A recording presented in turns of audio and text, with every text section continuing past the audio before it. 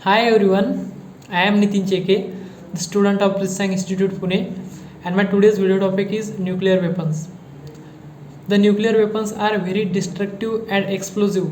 They can destroy any city within a few minutes by the fire, blast, radiation, and explosion.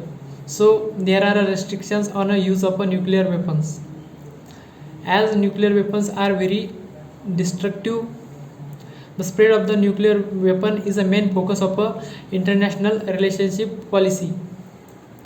The nuclear weapons are used twice in a history, and it was the first nuclear attack was launched by the United Air Force of the United States of America on the Hiroshima city of Japan.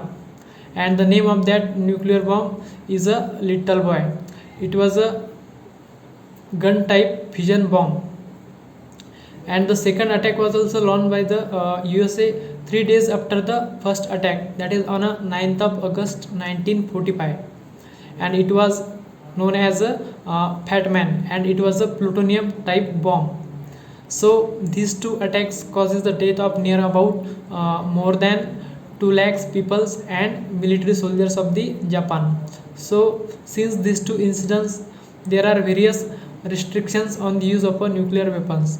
Apart from these two attacks during the World War II, the nuclear weapons are launched for testing more than 2000 times. The nuclear weapons are also called as the nuclear bomb, atom bomb, and atomic bomb. The nuclear bomb can it is a one type of a device which derives the destructive force by the various nuclear reactions. The fission bomb formed by the fission reactions, while the thermonuclear bomb is formed by the combination of fission reactions and fusion reaction.